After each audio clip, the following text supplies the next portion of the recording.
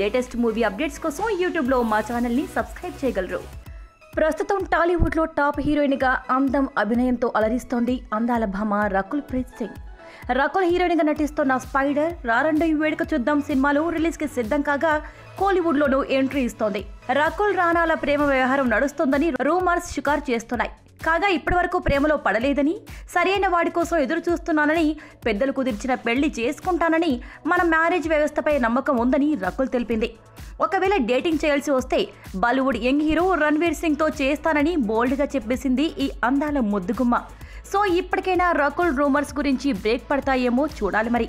ఇప్పటికే gym business చేస్తున్న రకుల్ మరో 2 బ్రాంచ్లలో జిమ్ మొదలు పెట్టేందుకు సిద్ధంగా ఉంది.